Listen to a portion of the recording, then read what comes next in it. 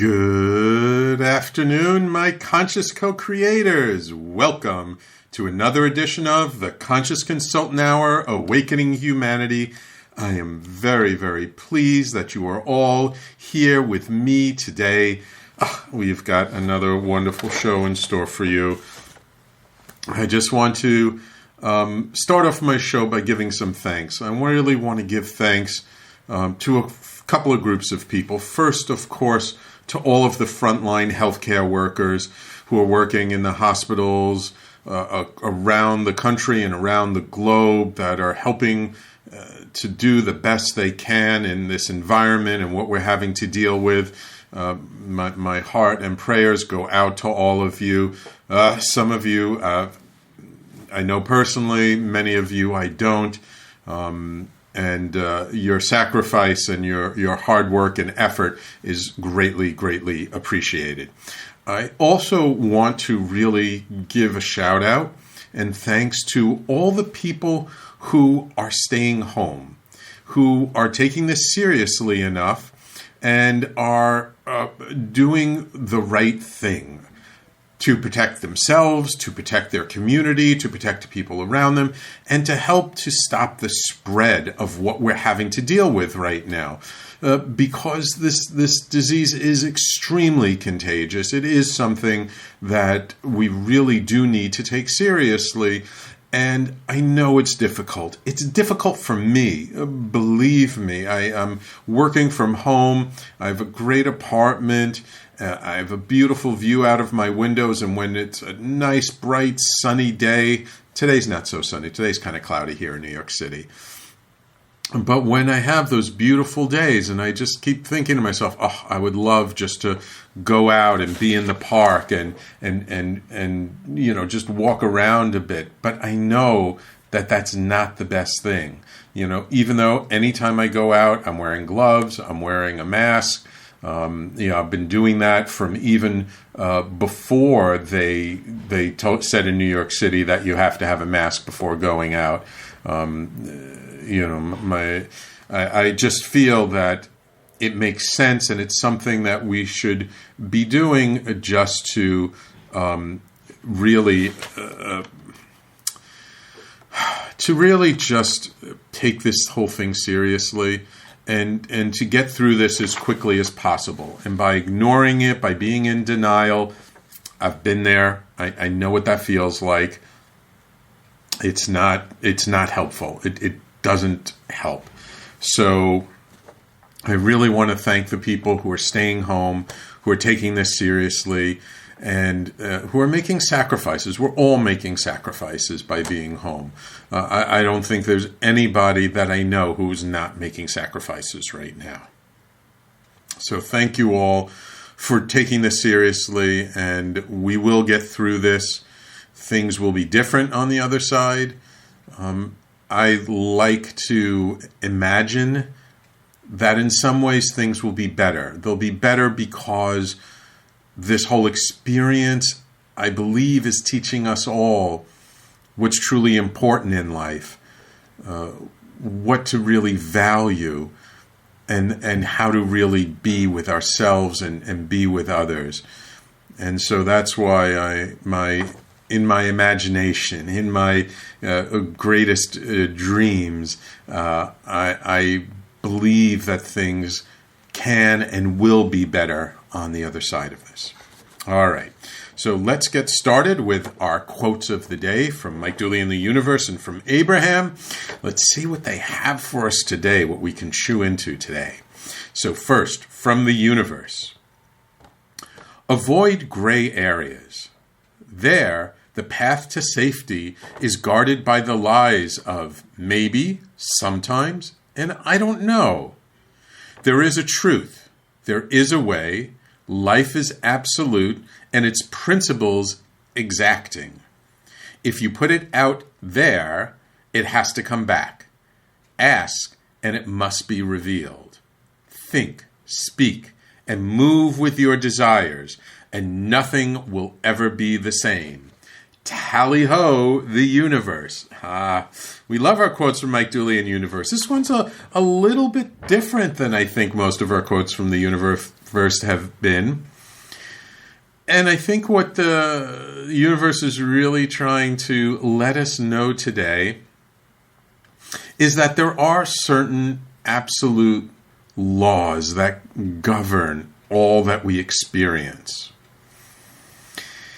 And that when we really come from our hearts, when we really focus on what it is that we want, when we really align with it in our thoughts, in our actions, in our emotions, in our feelings, that we cannot help but be drawn closer and closer to what it is that we want, that we are moving towards. And so this idea of maybe, I don't know, sometimes, kind of, sort of, they're what are known as equivocations, right? They're saying that, well, I don't really believe in the universe. I don't really believe that these things happen, so I don't really know, and I'm not really going to put my heart and soul into it. And what happens is when we do that, when we're in a way not fully committed to our dreams, we totally take the energy away from them, and then they definitely won't come about. When we don't put our energy towards something, then it cannot happen. So I think the universe is just trying to remind us that if we have a desire for something, if we have a dream, if we have a goal, we have it for a reason. And that when we line up with that goal, and in some ways, I personally truly believe that it almost doesn't matter if we reach that goal. I'm not saying that we won't. Again, it's all up to us. But it's about the journey to the goal. It's about where we have to go and strive to, and the person we have to become to get to that goal. The goal is secondary. The goal is almost insignificant. The dream, it's about giving us something that just makes us feel so good, that makes us feel positive, that makes us feel alive. That then when we step out into the world, when we move forward, when we have to deal with all the little day-to-day challenges and issues that come up, those feelings of feeling like what it is like to imagine achieving that feeling is what really is most important. Will it come? Absolutely. When we believe in it, when we align with it, when we don't say, I don't know, kind of, sort of, maybe, but when we say this is my dream, this is my goal, this is my vision for myself, for my life, for those I love, for the people around me. That is what's most important. So, wonderful quote for the universe, a little bit of a reminder and a wake-up call for us. I think it's very important. All right, let's see what Abraham has in store for us today. Illness or pain is just an extension of negative emotion. When you are no longer feeling any resistance to it, it is a non-issue. Abraham. Very interesting quote for this time. And this is one that Abraham talks about every now and then. And this is the way I heard Abraham explain it once. It's like if you have a headache, right? And if you focus on the fact that you have a headache, what happens? You feel that headache even more because you're aligning with it. You're moving towards that headache because you're paying so much attention to it. But what happens to that headache if you start working on something and you get really focused on this other thing and you stop paying attention to the headache? it's like you forget you have a headache, and suddenly the headache isn't even noticeable. It's not even there. So what Abraham is saying here is that when we feel pain, when there's some dis-ease in our body, it's an extension of some kind of negative emotion. And there's an amazing doctor, Dr. Gabor Mate, who wrote a book, what's the title? Something with body in it. And in this book, he did all this research where he found that depending on what kind of environment you grew up in, what kind of emotional environment you grew up in, and how you dealt with those emotions, he could predict, after going through thousands and thousands of case studies, what kind of illness you might come down with. And that if someone had a particular form, let's just say of cancer, that almost always they were in an emotional environment that was of a certain kind, of a certain nature. So holding on to these feelings, these emotions, these energies, they get stuck in our body. And again, anyone who's listened to the show knows that I'm a big believer that everything is energy first. It's energy first, and if it gets stuck and we hold on to it and it stays there and we give it more energy and more emotion, it gets denser and denser and denser and denser until it manifests into something. And when that energy is some negative, I don't want to say negative, but a low vibration emotion like anger, sadness, depression, guilt, shame, if it gets so lodged in our feelings and our emotions and our energetic body over years and years and years, if we keep feeding it and feeding it and feeding it instead of resolving it, instead of releasing it, instead of allowing ourselves to feel that feeling and work on it and shift and change it and love ourselves more and be with ourselves more, if we don't do those kinds of things to release the energy, that gets denser and denser and denser, and then suddenly we have a condition. We have a bunch of symptoms. We have some dis-ease, some out of alignment physical condition that we now have to deal with, that now becomes a physical challenge for us.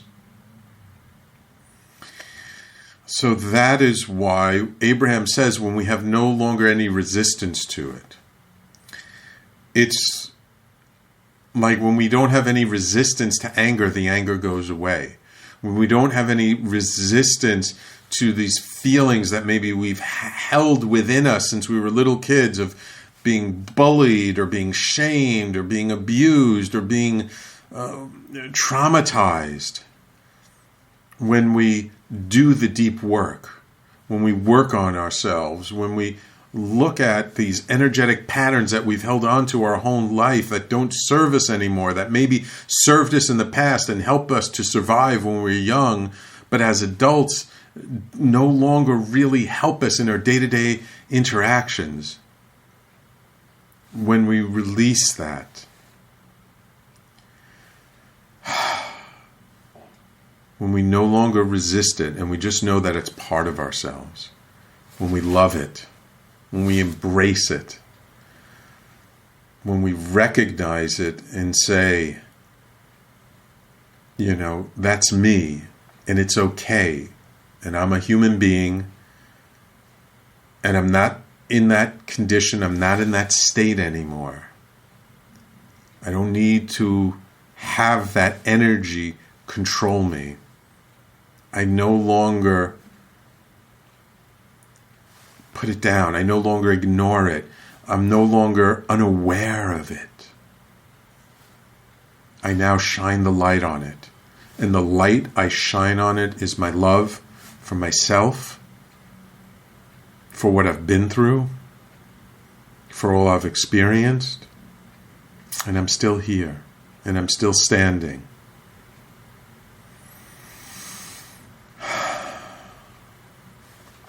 And it's okay. And yeah, sometimes I don't feel so good. And yeah, sometimes it sucks.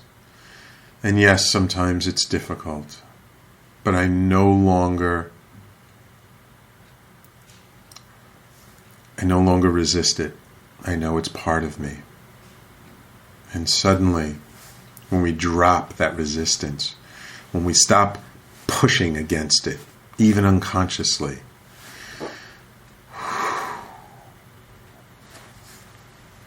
we release it. And if we clean ourselves, as the Hawaiian kahunas talk about cleaning ourselves energetically over and over again, that almost any kind of resistance, any kind of illness, any kind of pain we're feeling,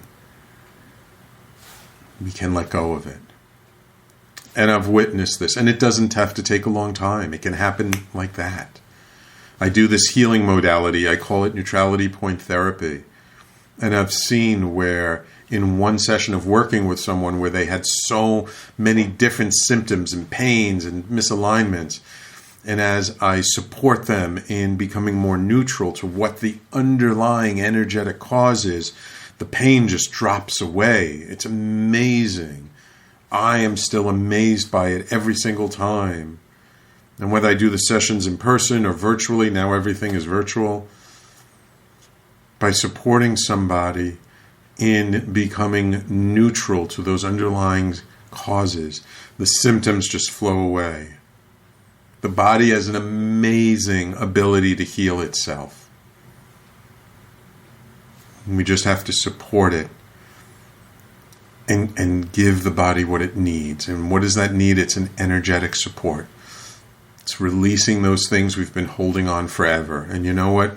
Now that we're all quarantined and we really, unless we're a frontline healthcare worker or an essential business, we're spending a lot more time with ourselves. This is a great time to look at how we feel, at our emotions, at what we're holding on to, and process it and let it go.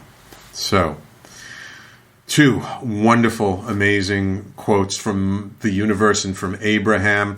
Great, wonderful reminders. I hope you enjoyed them. I certainly did. And hopefully, we're going to take a quick break right now, but hopefully when we come back, because he's not on the video yet, so my guest, Ken Foster, who is a fellow talk radio host, is going to be joining us. I'll reach out to him and make sure he's aware we're on East Coast time. And when we come back, we're going to be talking all about courage. So everybody, please stay tuned. You're listening to the Conscious Consultant Hour, Awakening Humanity. We do this every Thursday, 12 noon to 1 p.m. Eastern Time, right here on TalkRadio.NYC and all over Facebook through my Facebook Lives. So everybody, please stay tuned. We'll be right back after this.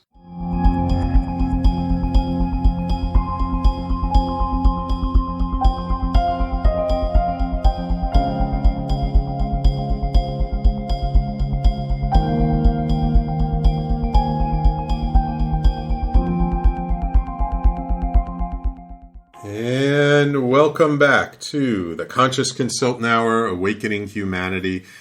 I'm so happy you're all here. I see loyal listeners, William and Patty. Thank you so much, week after week, showing your support and being here. And also I see Pernell and many others are watching.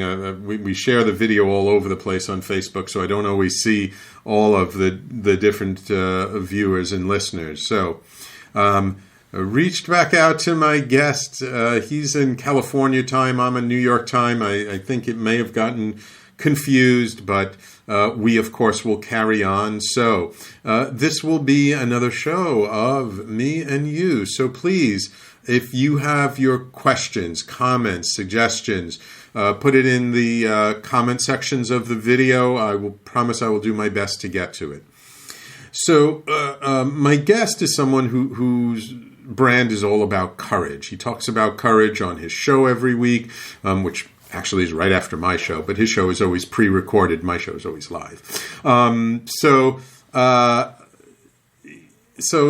today's theme, let's talk about courage. And this is a time, actually, when courage is something that will serve us in ways that we need in more than many ways that we realize, because it's a scary time, right? Nobody really knows when things are going to get better, how long it's going to take before we get back to our daily lives and things. Personally, I don't think things will ever be normal, quote unquote, normal again. There's going to be a new normal.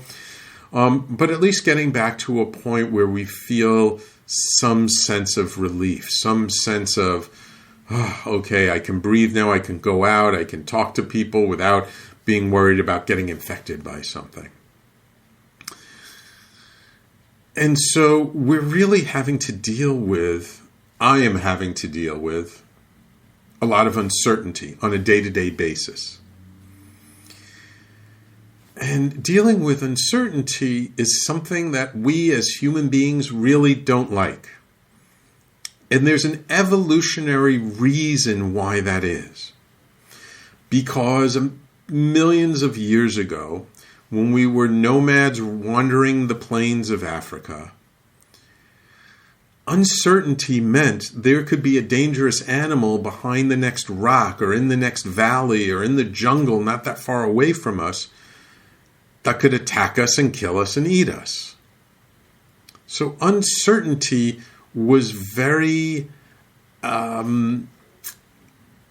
anti-survival for us as a species.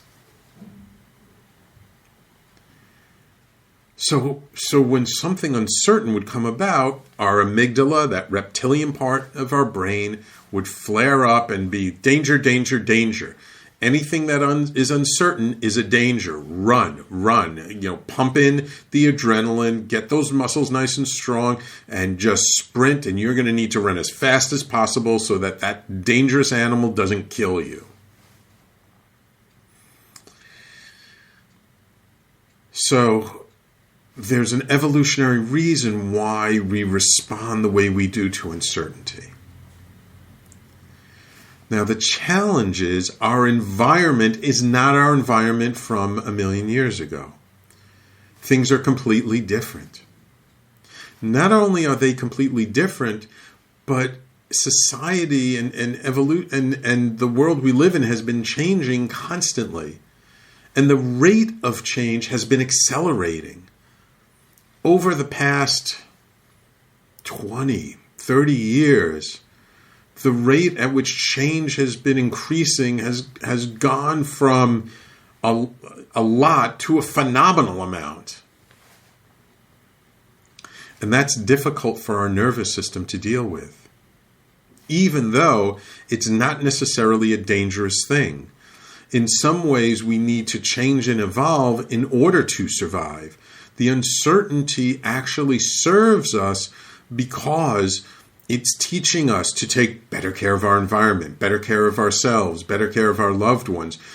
It's teaching us how interrelated we are, how interconnected we are, and especially in today's environment where everything is so uncertain. Why is it uncertain? It's uncertain because this pandemic happened to show us so blatantly and so in our face that we are completely interconnected, that one person's health can affect everyone's health, and that what happens to one of us happens to all of us. So this uncertainty that we're experiencing, we're not used to it. Yet as we adapt to it, as we drop our old habits and our old thoughts around uncertainty and say, hey, this just no longer serves me. I need to be fluid. I need to be flexible. Then we can ease into this uncertainty without it having to pull us down, without it having to stress us out. Indeed, if we can really embrace it, we can have fun with it. We can make it something that we can be playful with, that we can have a good time with. That when something uncertain happens, it's like, great, wonderful. That means there's something different, unexpected coming for me, maybe even something better coming towards me. Now, to make that shift and to make that change takes a lot of courage.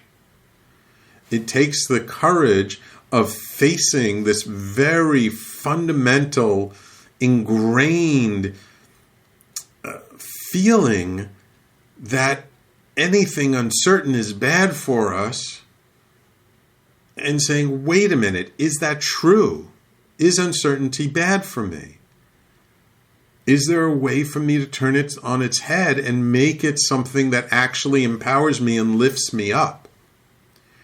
I mean, one of the reasons why human beings as a species has been so successful on this planet is our adaptability and our flexibility.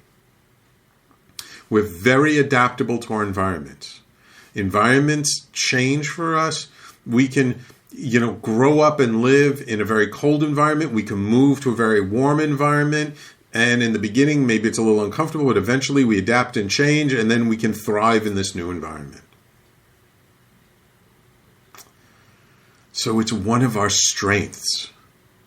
It's one of the reasons why we have become the dominant species on the planet. Well, maybe not the dominant. I think this pandemic shows us that even a teeny tiny little thing known as a virus can even dominate us. But the uncertainty. Now look, are there uncertainties that we absolutely should worry about, like whether we have it or not? I mean, of course, nobody wants to be in that uncertain place of, I don't know if I'm going to get sick. I don't know if this is going to happen. That when it comes to survival, I understand uncertainty, it can be a killer. But there are lots of little uncertainties in our lives, and some even bigger ones, that if we play with them, if we allow them not to be stressful, but to be curious about them, to have the courage to look at the uncertainty and not judge it as something bad, but to just say, I don't know what this uncertainty, I don't know where it's going to lead. I don't know what it's all about. That just being curious can take us out of fear, can take us out of stress, and can at least release that part of it, at least drop the judgment of it, just be curious about the uncertainty, and then see where it takes us. And as we have the experience over and over again of being in uncertainty, being curious, not getting stressed about it, but seeing where it takes us and being taken to a place that maybe isn't dangerous, that isn't bad, that isn't dangerous for us, that then we get it in our nervous system that it's okay to be uncertain about things, that we can have a little more courage to face it, and it doesn't have to work against us. And what does this all mean? Where am I going? Where is I'm leading? I'm going to tell you exactly when we come back from this next break, because it's that time again. So thank you all for tuning in and staying with me on this journey, even though my guest is not here. Hopefully he'll hop on before the end of the show. So please put in your experiences of uncertainty. Put in your questions around how to deal with uncertainty, how to develop more courage, and I will talk about it. I will answer you, and we will go on this journey together. I want this to be a conversation, so please join me in the conversation. So we're going to take a quick break, and we're going to come back, and I'm going to talk about when we experience uncertainty and come through it to the other side, what it really all means for me, and hopefully for you. And maybe you can learn something from this. So please stay tuned. You're listening to The Conscious Consultant Hour, Awakening Humanity, and we will be right back after this.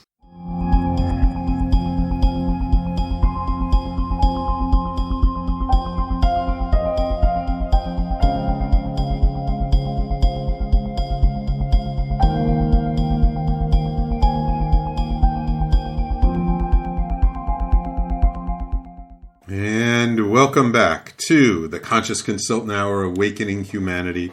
I really appreciate you all sticking around with me this hour and showing up week after week. I do this to support you, to help you, to empower you, and to hopefully maybe even change the way you see some things and shift a perspective, shift your way of being in the world to one that is more empowering for you.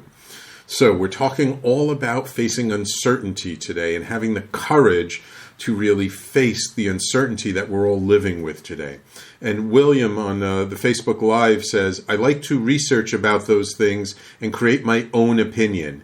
This gives me the power. Very true, William. You see, when we're uncertain about something, one of the best ways to have, once we're curious about it and we have the courage to face it, is to then get some education, to do our own research, to do something that really empowers us so that we can make a better decision about something and not just kind of fall into what our nervous system naturally defaults to, this how to react to this uncertainty and this traditional thing of just fearing uncertainty and being so anxious around uncertainty.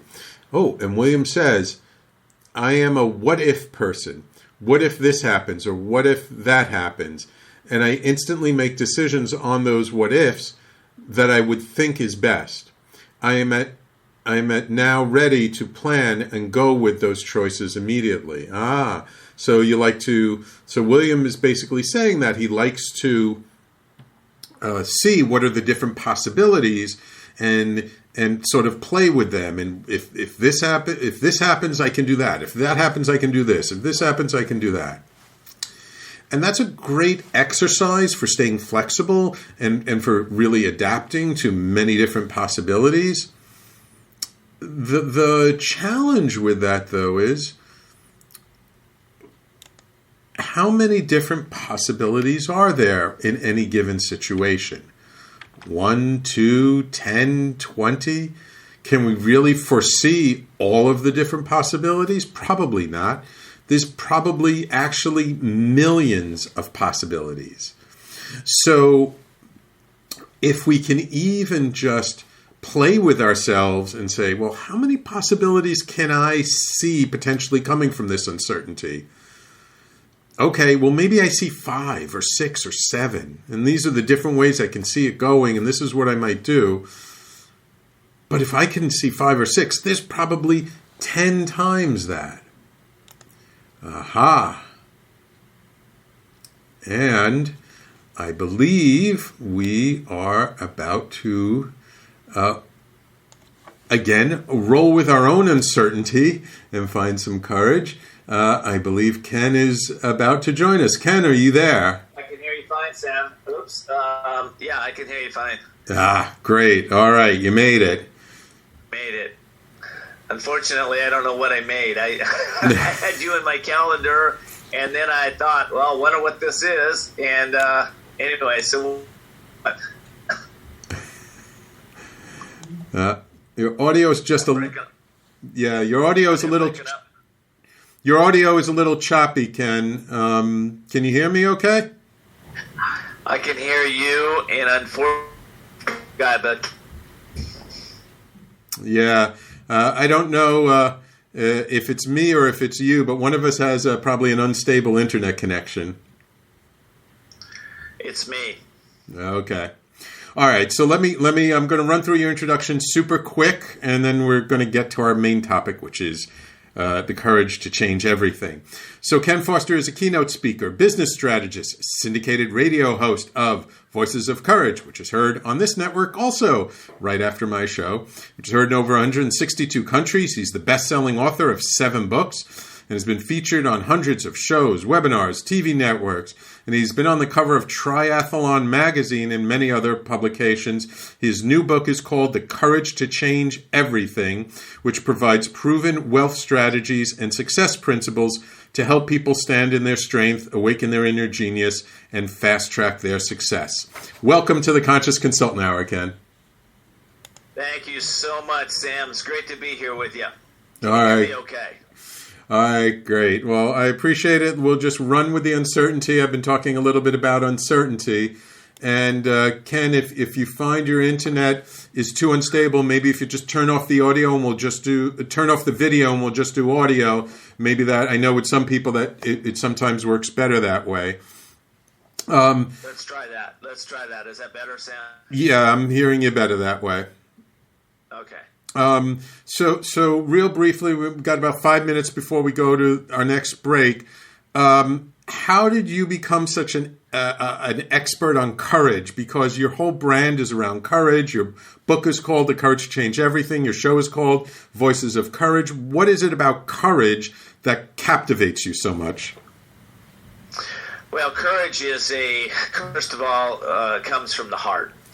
It comes actually, the definition comes Latin word cur, which means to speak one's heart. And so how did I become an expert in courage? Well, I think I started out this life as courageous in its I look back at my life about 7-8 years ago, and I thought, I have done things that a lot of people haven't done. I thought, why is that? Why, who am I? What is that aspect? And I asked myself, it's courage. And I've had it a whole life. I think all of us have a sense of courage. But younger, I had an undeveloped sense of courage. And meaning that actually I was a risk taker. I would do a lot of courageous things, but I was out of control. Are you hearing me okay, Sam? Yeah, you're good. You're good, Ken. I got you. So you were being a little flippant with courage. Well, I was flippant with courage, yes, and that got me in a lot of trouble. But as I started to mature and started to realize that courage combined with wisdom changes everything. Right. So, and this is another aspect of that. That's the act around that. So today, we're in a time where courage really needs to be there. See, Americans don't like to be uncertain. We don't like to be in a place where we're not in control, that we don't have plans, we know our goals, we know our outcomes. We don't like that. So to go into the unknown takes courage. It takes courage for us to do that. And some of you are there thinking, wow, I need to shift, I need to do something different. I need to change, but I don't know change. Well, I can say this. The first thing we change is our courage. I ask a question, maybe you'll ask the question, but I ask this question almost every day. If I were courageous, what are the most important things I would do? If I were courageous, what's the most important 3 things I would do today? Now, if you ask that question every day, you also have a philosophy like mine. I always do the worst first. Whatever's the biggest challenge. I like to do that first, right? If you'll do that, just those 2 little changes in your life, see shift in what you imagine. Right. So it's kind of like if we can focus on courage, assume we have courage, don't even say we don't have it, but it's like if we assume, okay, if I have courage, what is the most courageous thing? Then we go after that tough one, that one that we keep avoiding. We just tackle it right away. And I'm assuming if we tackle that one right away, then the second, third, and fourth thing become much easier to do because we've already done the most difficult one. Well, let's think about this. I go to the store and I've developed my sense of reading people. I can read people very quickly, not only their energy, but also their body movements and their eye contact and how they're showing up, how their body stance is. And I have to say that probably 70% of the people are walking around really in fear. I mean, they are. They got their masks on. They're worried. They're concerned. You can see it in their eyes. Yeah. Well, the bridge between fear and faith, or fear and courage, or faith is courage. It is courage. We have to step into our courage to move out of fear. And what are we fearing? Are we fear? At this point, we're fearing the boogeyman is going to get us, or somebody's going to touch us, or you're going to end up in the hospital, or this and that. But honestly, the statistics are on your side. The chances of that happening are very, very small. So I think that, it's time to really look, and I have a lot of my clients say, how are you showing up at this time? Are you showing up happy, joyful? Are you in service? Are you in a place where you're optimistic, work out? Are you on the opposite? Now, listen, some people are thinking right now, well, Ken, you don't understand. I just lost my job. Yeah. You don't understand money coming back. Ken, you don't understand that my parents are sick right now. Ken, you don't understand. My daughter just got sick. Ken, you don't understand. We just lost somebody. Well, I understand. And my heart goes out to you when you're suffering and you going tough times. But I also know that I've hit bottom in my life several times. And there's nothing at the bottom but the bottom. There's no joy. There's no happiness. There's no optimism. There's nothing. I'm not saying we don't go through a grieving process and we have to let go of things. Saying that go through that grieving process as best as you can, and we get to the other side of it. I once grieved a business loss for 10 years. Wow. I spent 10 years of my life, this is my early days, I spent 10 years of my life thinking about what I could have, should have done. Now, can you imagine how destructive that was in my life? Sure. So I know today, we lose, and that's part of life. But what else part of life? How fast we can move through that and get to the other side of it. Now, okay, how Ken, fast we get through it, Sam? Ken, let me stop you there because I just need to take a quick break, and then let's continue when we come back. Okay? All righty. All right. So everyone, please stay tuned. You're listening to the Conscious Consultant Hour, Awakening Humanity. We're talking today with Ken Foster, author of the book The Courage to Change Everything, and host of Voices of Courage. And we'll be right back after this.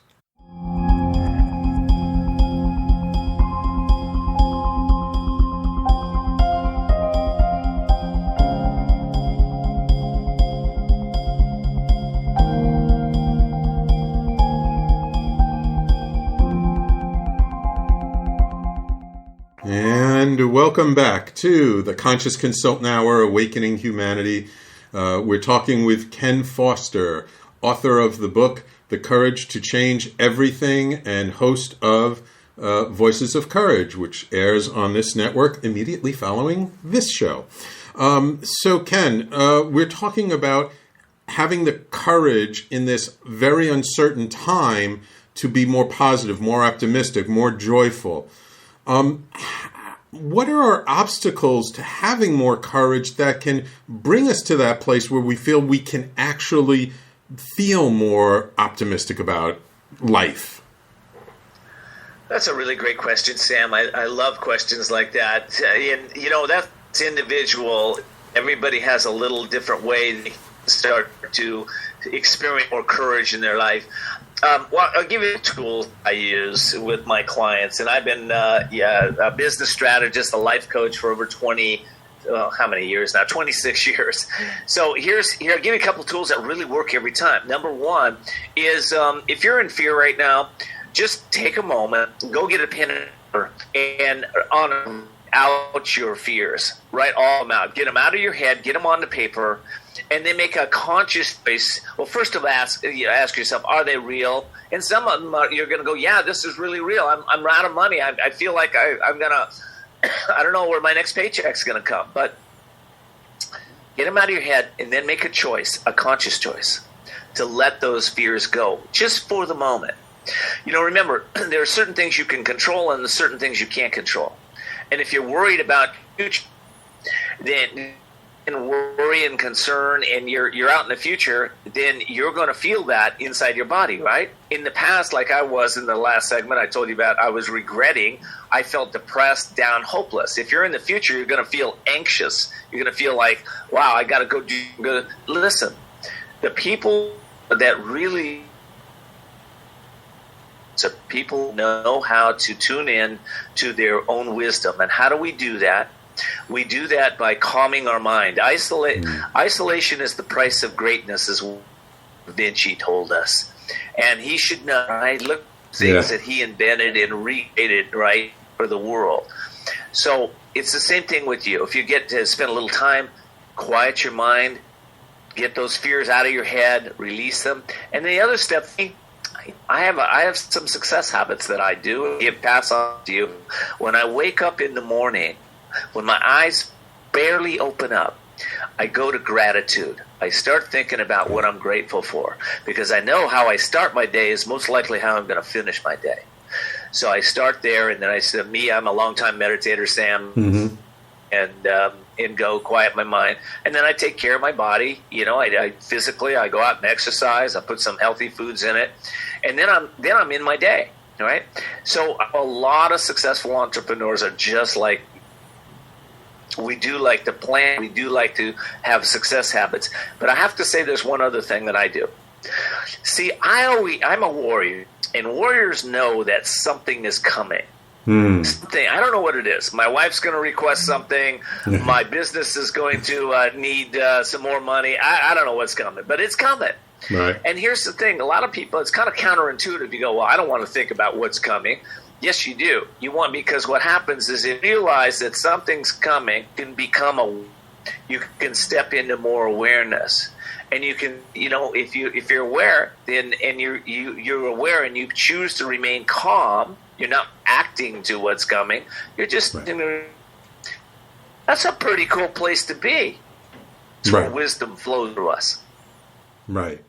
So this way, if you're prepared, then you can be more present and more still to it. So then you're not being so reactive. You can be more responsive to what's going on in the moment. And when you are able to be responsive, then you can step into your courage. I do this a lot. I bet you do this a lot, where we don't know what the outcome is going to be. Me and says to me, hey, I'm going to have to quit your organization, right? And in that moment, it might react in a negative way, or we might be glad. I don't know, maybe the person we didn't want to be.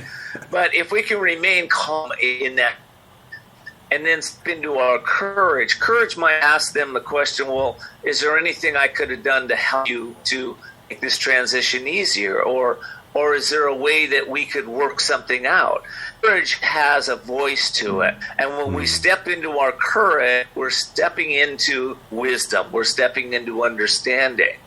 They go hand in hand. And as a result of that, our lives get better and better. Our businesses get better and better. It's a habit. Courage, most people have undeveloped courage. But if you're willing to step into this is a great time to step into courage, because everything's being tested. I don't know what's going on for you, but there's probably something going on.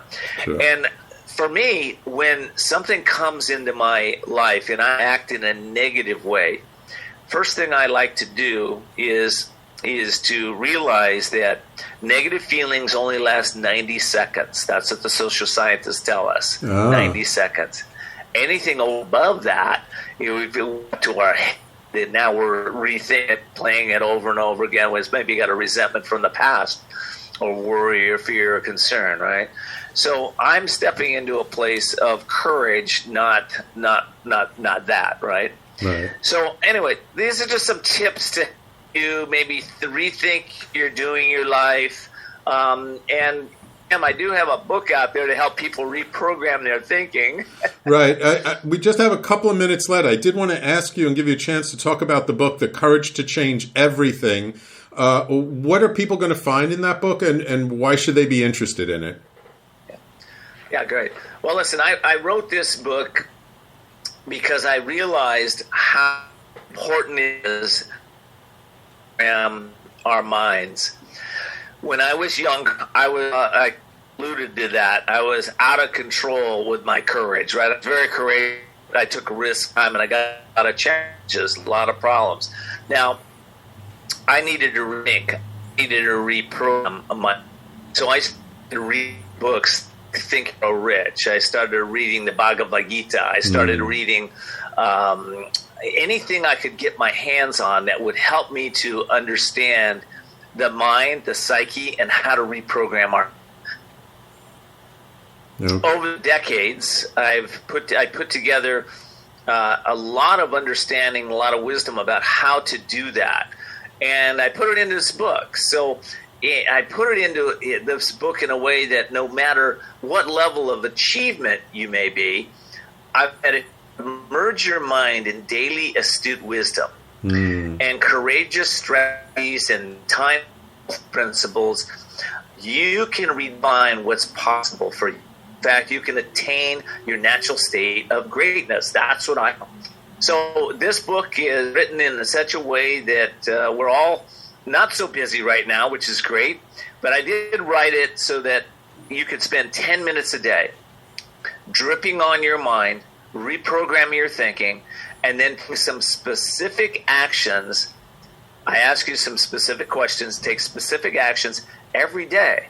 Well, imagine what it would be like if you just start, and every day you had a success habit to sit down, read this book. It's called The Courage to Change Everything.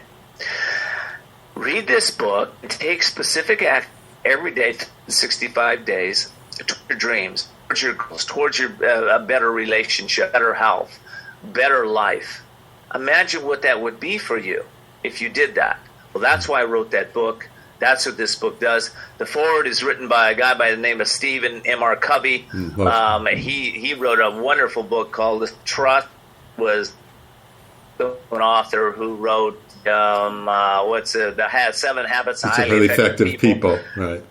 Yeah, so I've got some great endorsements in the book, Sam, and the endorsements are there because it's a book that will really help people change their lives. All right, wonderful, Ken. I know you have to go. Just real quick before you go, what's your website so people can learn more about you? Sure. That book you can find at couragetochange.us, couragetochange.us. And if you want to me, you can go to kendmuster.com or listen to my show right here on the Talk Radio New York City. Yep, and it comes up right after this show. And this week, your episode is The Courage to Stay Positive in Challenging Times. I guess a perfect follow-up to our conversation. Thank you. Perfect topic. Yeah. All right, Ken, listen, thanks so much. See, we have to have the courage to move forward even with internet challenges, as we all are having these days.